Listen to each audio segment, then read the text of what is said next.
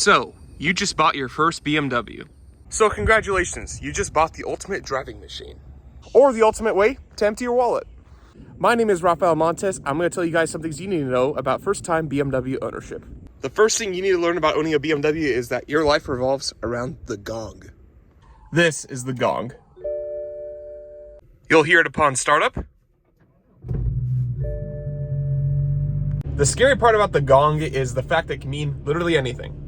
The chime can mean anything as minor as like you're low on fuel or you need washer fluid. Or if you hear it during a pull and you look on your iDrive screen and you see drivetrain malfunction, reduced power, that could mean a whole host of things.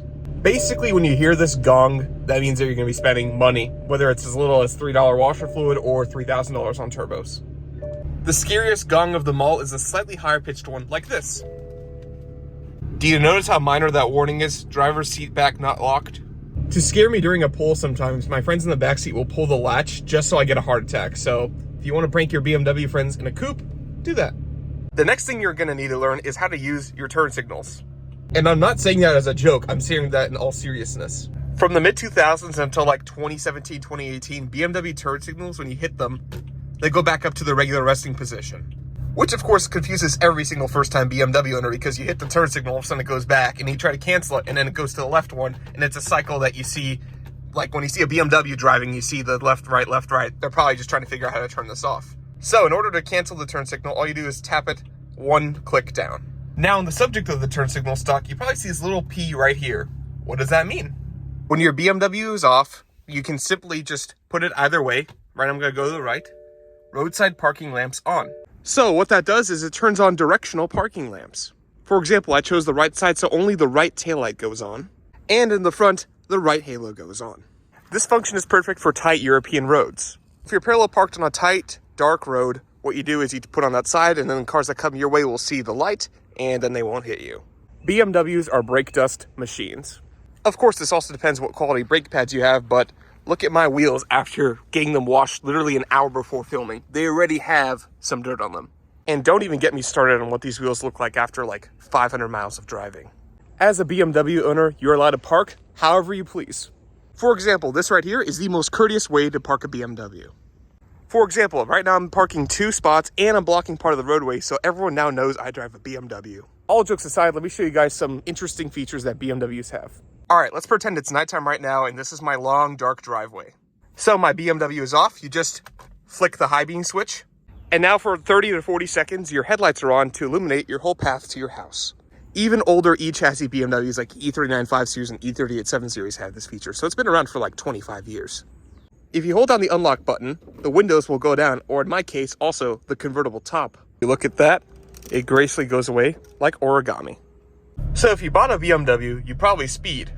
And if you don't speed, you probably bought an X1 or an X3. As you can see right here, I have my handy dandy radar detector.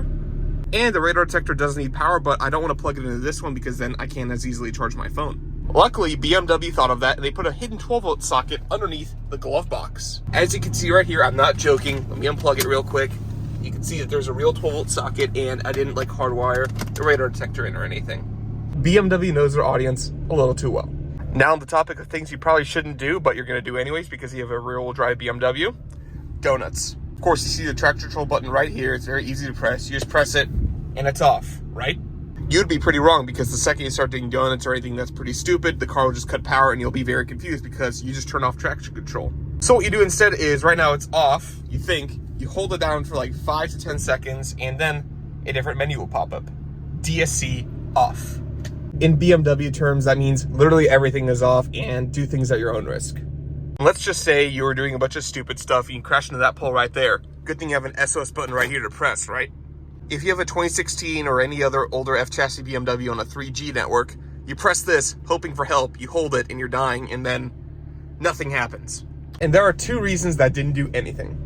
1, I'm not paying for connected drive subscription services, so I'm just kind of screwed. And in the USA, they just shut down most 3G cell towers, and this is a 3G based system, so you're out of luck. Now, if you're parallel parking, BMW has a pretty handy feature if you put the mirror control over to the left side. When I put my car in reverse, the passenger side mirror, ever so slowly, dips down so you can see the curb and you don't curb your wheel. iDrive is probably one of the easiest systems to use once you learn to use it. Let me show you what menus no one ever uses. No one ever uses Office. I don't even know what's in there. There's just like messages, notes, contacts, and that no one uses is Connected Drive. I mean, who's paying for this? And also the subscription service is kind of down, but there's really nothing to do in this menu, so just ignore that.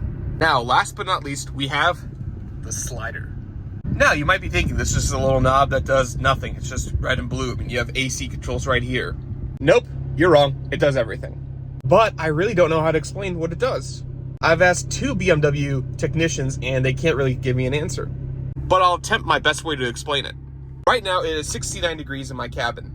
Right now I wanted to feel like a cooler 69 degrees because it's very hot outside and I have the slider to blue. But if I wanted to feel like a warmer 69 degrees, let's just say 69 degrees in your house during the winter time, you put it to this and then the 69 will still feel like 69, but it'll feel warmer.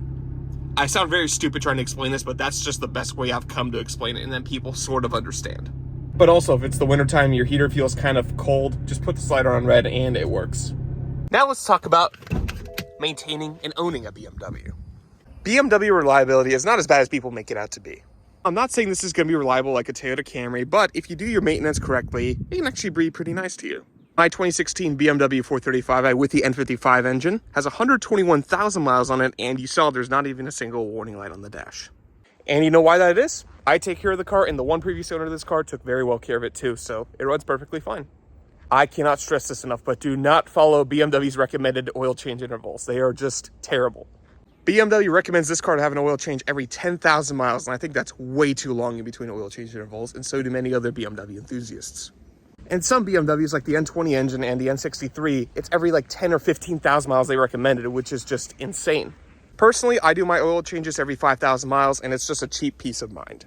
And as of what type of oil that your BMW takes, just consult the forums, your owner's manual, whatever, and just find a brand and stick with it. For example, I run 5W40 liquid moly in that and it's been perfect. A word you're gonna learn real quick with BMWs is preventative maintenance. Now what this means is fixing an issue before it actually becomes an issue. For example, every 80,000 miles on these N55 engines, you have to do the water pump, the thermostat, and coolant flush. In order to find out what maintenance is due when, just consult your specific BMW online what the service intervals are. They're sometimes even in your owner's manual. And unlike BMW oil change intervals, actually follow the maintenance intervals because the car will not forgive you if you don't. Now, of course, repairing your car every so often sounds like it can become kind of expensive, and to be honest, it can be. But you can save money by going through other websites like FCP Euro and getting parts at a discounted price. As long as you're not afraid to get your hands dirty, these really aren't that bad to work on. If you don't like working on your own car, just find yourself a reputable BMW shop and they'll do it for you. All right, let's just say you did a whole oil change on your BMW. You need to check the oil level. How do you do that? There's no dipstick anywhere to be found. You think you're going insane? Well, it's actually in the iDrive screen. You go inside to Vehicle Info, Vehicle Status. You scroll down to Measure Engine Oil Level. And then when you have the car on, you have to have the engine a little bit warmed and a level surface, and then they'll measure the engine oil and you'll have like a picture of a dipstick. Let's just say your BMW needs a new battery. Most BMWs, the batteries are located in the trunk, but that's not the thing I'm going to talk about. You have to have your battery coded to your car. What that means is you get a BMW scan tool of sorts. You can also get cheaper ones for like $100, and then you tell the car that has a new battery, and then it'll make adjustments accordingly. Now, there is a technical reason why that is necessary. As your battery ages, your car will notice that, and then the alternator will adjust accordingly. So basically, the car over time will compensate for your bad battery, and then you won't really even notice. When you put in a new battery, you just tell the car that you have a new battery, and then the alternator will go back to its default settings. Put in the right type of gas, please. Look at the label in your gas cap. If it's gone, just check your owner's manual. As you can see, this one's minimum 89, and it's recommended 91, but mine's on a 93 tune, so I can only put in 93. Now I know gas prices are terrible right now, but what's even worse is a bad repair bill. Just put in the gas your BMW recommends. And there you have it, the main things you need to learn about owning a BMW. Now, I can understand if you're a little bit overwhelmed by all the things I just told you, but in all honesty, you get used to it and it's not that bad. And plus, the driving experience that these cars offer, it's worth the hassle. Be sure to subscribe if you want to see junkyard reviews, car reviews, random life things, and videos like this. Thank you guys, and have a great day.